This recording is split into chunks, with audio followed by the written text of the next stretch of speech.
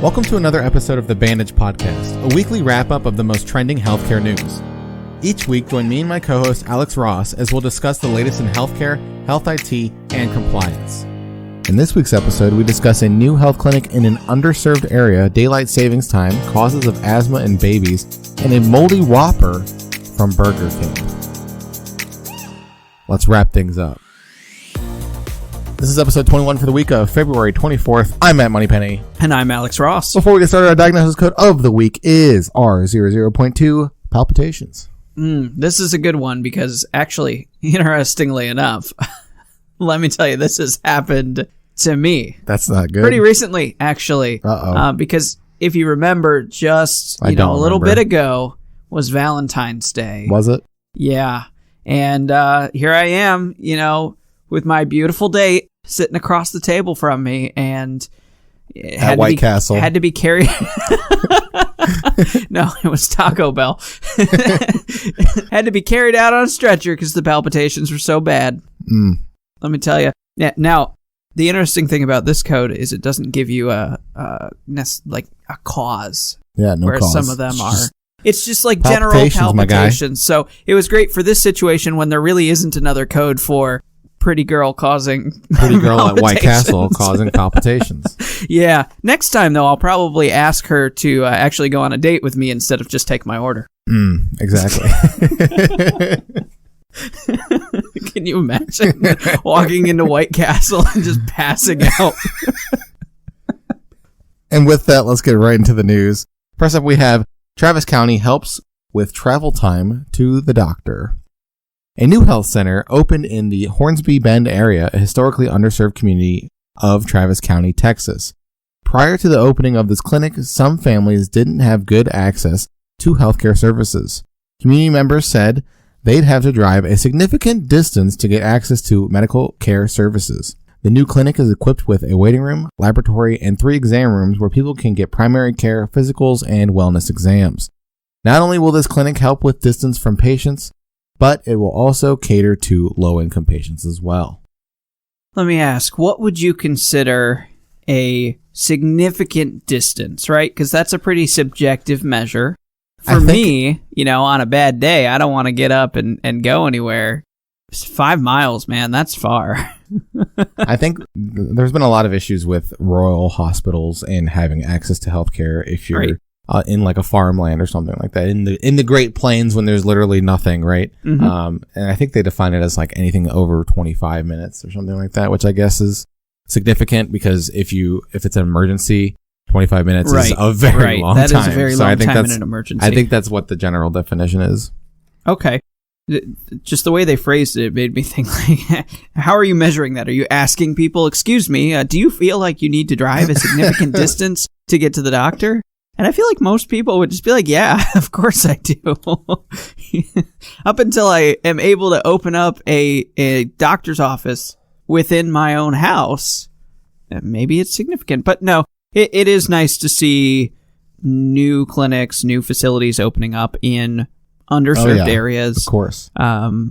Especially because a lot of rural hospitals are closing. So this is something that's good. Maybe this is the actual cure to that problem where all these rural hospitals are closing, so maybe we'll start opening up these really tiny clinics. Like mini hospitals. Mobile clinics, right? Yeah, so I think that's where the trend is going to head towards, which is a good thing because people still need healthcare. Right.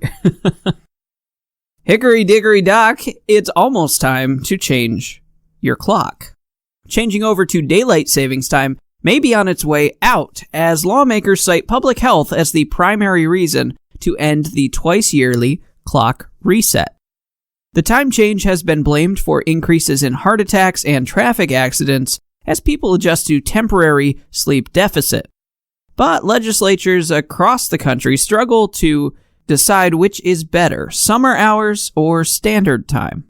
Retailers, chambers of commerce, and recreational industries typically want the sunny evenings to allow more time to shop and play. Researchers on human biological rhythms want to stick to standard time. More than 200 state bills have filed since 2015 to either keep summer hours or go to permanent standard time. Matt, what is your preference? I don't have a preference because I am a vampire and I don't sleep. But in all seriousness, this comes up every single year. Oh, always. Every year they're like, oh, it's that time to bring up the daylight savings. Maybe we should get rid of it. Are we going to? And then the farmers come in, and then it's a whole thing, and then baby boomers are arguing with millennials about stuff, calling us snowflakes. It's like, it doesn't make any sense. It's just time. Like, it's literally an hour. It's not that big of a deal. Yeah. Well, apparently it has some kind of link to heart attacks and traffic accidents and whatnot. Everything has a link to heart attacks and traffic accidents. Right. If I had to take my pick, I think I would prefer the summer hours. Yeah. And the reason I say that is mostly because you want some time to shop and play. Right. Well, I'm thinking right now, the sun is setting here at about 6 o'clock, right? So after work, that gives me about an hour. As of next week, when, not next week, the week after, I believe, March 8th is when the clocks change. After that, the clock will be setting at 7:30 by that point, because it's still, moving. So 7:30. That'll give me 2.5 hours as opposed to 1.5 hours if we didn't switch to summer hours of daylight after work that I can use to do things like go for walks. So if we're going to talk about health, to shop and play, we need time to shop and play after our jobs and whatnot. So I like the summer hours, and I think that's where my... Yeah, if I had to pick one. Obviously, I feel like the researchers probably have a little bit more weigh in on this, but not necessarily, because that is a good point, to come home from work and have 3 to 4 hours to spend outside is probably a very therapeutic experience. Right. And maybe in the summer it doesn't matter quite as much because the sun doesn't go down until 9 o'clock, 10 o'clock. Yeah. 11 o'clock rock. At least like these middle times as we're adjusting between sad, depressing winter and, our summers. Having that extra hour, at least for me, is pretty beneficial. And, I'm interested to hear what everyone else thinks about that. Spring cleaning leads to children wheezing. A study found that infants' exposure to household cleaning products in the first few months of life is tied to greater odds of asthma by age 3.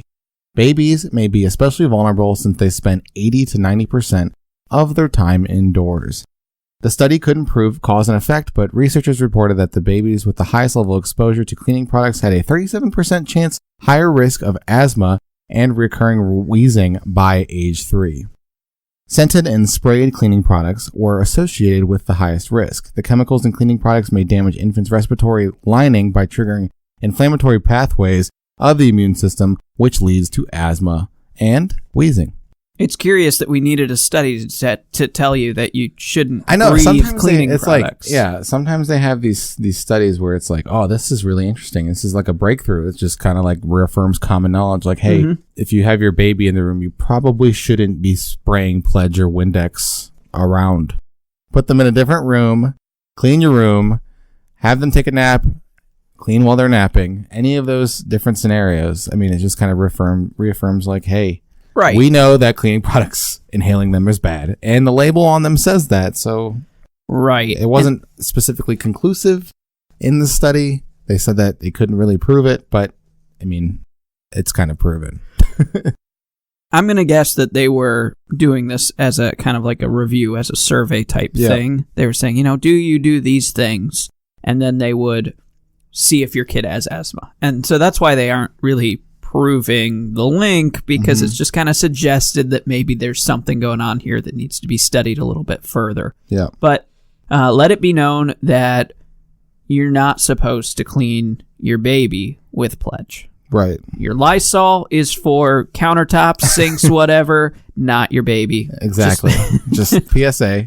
That's the biggest takeaway of today's podcast. Right. Thank you. Like I said, this is pretty straightforward. This seems like a pretty obvious. I do want to know where the line is, though, because is it, the same room? Because I might think that that's kind of okay, right? They're in their crib over there, and I'm cleaning the window with some Windex. Is that kind of like, no, that's too close, no, that's going to float around the room and possibly cause damage? Or is it like, yeah, you need to be door closed, different room, with a window open. Hazmat suit on. Right. And then I want to know, what kind of damage am I potentially causing myself every time I close the bathroom door so that I can clean the showers with, heavy chemicals and whatnot. Next up, Moldy Whopper, the king of burgers. Burger King just released a time-lapse video of its famous Whopper burger decomposing and becoming moldy over 34 days. The ad is part of their campaign to show its move away from preservatives and artificial ingredients. In a press release, Burger King said they believe real food tastes better. That's why they're working to remove preservatives, colors, and flavors from artificial sources from all of their food in all countries around the world. Burger King is rolling out preservative-free Whoppers across the U.S. and will serve them in all U.S. restaurants by the end of the year. Hashtag not sponsored. This is a whopping conclusion here by Burger King, but in all seriousness, all these preservatives that they used to put in food and stuff, that's going by the Still wayside, do. They're moving it. It's going by the wayside is what I'm saying. Right. It's heading towards a place where we eat actual natural food. Whoa. Probably not from your fast food restaurants, because Yeah. I do want to point out that it's a little curious that they went with, real food tastes better, but all they're doing is removing preservatives. They're not, switching to some sustainably harvested, grass-fed, grass-finished beef from a local farmer. No, they're just taking the preservatives out.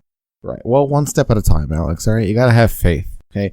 Believe in the food system. I don't know if you ever did this, but at least when I was in high school, my teacher at the beginning of the year bought a Happy Meal from McDonald's. No. Put it on a tray and, put a little glass dome over it, and it sat there for the entire year. And at the end of the year, it looked exactly the same. It did not change. I can't say that. It was disgusting. No, I didn't have This is an interesting concept, though, like showing people, look, here's our burger getting moldy. Doesn't that make you want to come eat it? Oh, yeah. No, it's from an advertising campaign side, it's a brilliant idea from a marketing perspective, because everyone knows that if you take a burger from any fast food chain and put it out there, it's just going to sit there forever and look the exact same. So by going against the grain and showing it mold, it's kind of gross looking, but it's also like, this is now healthy I for me? Question mark. Yeah, definitely healthy, right? So I kind of want to test it, see how accurate their time-lapse dramatization is. Yeah, see, there you got you. That's some content for you, YouTube content. Whopper test 10. Time-lapse. We could do one for each fast food restaurant. Wow. Just see how they compare. All right, with that, let's get into our next segment. BREACH, Breach Patrol. It's a breach! All of the latest cybersecurity breaches. Welcome to Breach Patrol, where we talk about the latest breaches all across the world. First up, we have Paging Dr. Breach.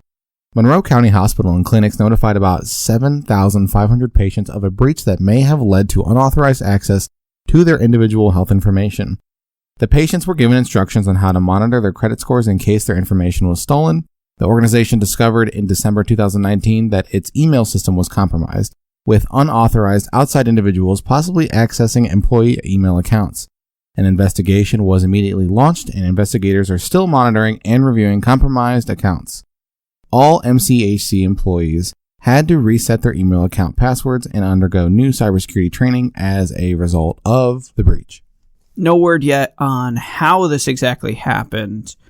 Just that the email system was compromised, so we don't know. Could have been a phishing attempt. Could have been an employee who's disgruntled logging in and selling it to some hacker. Honestly, anything. Could be someone writing down their password and dropping it on the ground outside. Janitor just coming by and being like, "Oh, hello, PHI, hello." They don't pay me enough here. I got to make my money somehow. On the dark web, baby.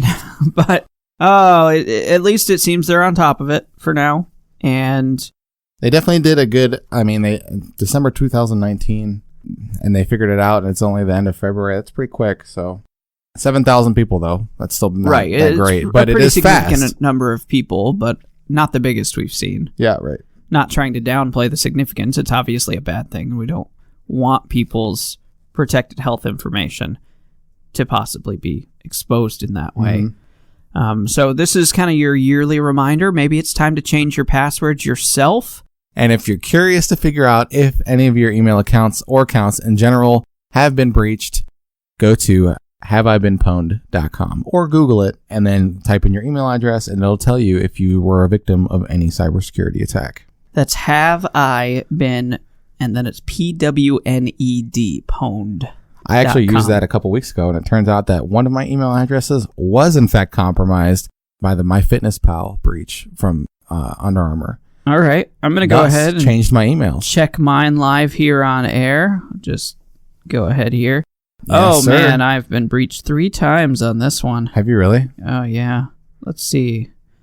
Tumblr. What? Oof. Oof. I don't even recognize this website. And unverified. Interesting. All right. The record for the youngest holder of a credit card is... A trip to the hospital a few years ago cost a 9-year-old his identity. The child was a member of HealthShare of Oregon, which recently suffered a breach, which caused the boy's data to be compromised. Not only was his data breached, but it was used to open a U.S. bank credit card. Just after the mother learned of the data breach, a credit card with her son's name on it showed up at their house. The mother called U.S. Bank and was eventually able to get the account with the credit card closed, but she's still concerned about her son's and others' information being used. That's crazy. How does the credit card company accept something like that? Right.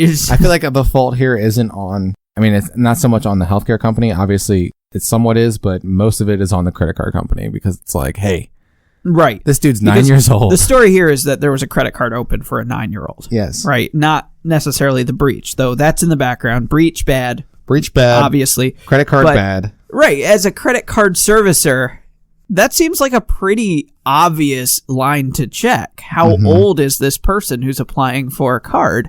So I don't know if perhaps the person applying just like wrote a fake age down and nobody bothered to check before they issued the card. I feel like there's a lawsuit waiting to happen here. Yeah. It is also interesting that they sent the credit card to their house, right? To the kid's house. If it didn't go to their house, this kid's credit would be awful by the time he could actually open up a credit card. Right. So what was their plan in sending out this credit card? No idea. I mean, were they going to try to snag it out of the mail before someone else got it? White hat hacker. It's possible. And that's it for this week's wrap-up of your weekly healthcare news. I'm Alex Ross. And I'm Matt Moneypenny. And we'll see you next week. Thank you for joining us for this week's episode of The Bandage. This week's episode was written and produced by eTactics. eTactics is a leading revenue cycle solutions organization committed to providing innovative, web-based solutions that improve our clients' cash management and customer relationships. Thanks, and we'll see you next week.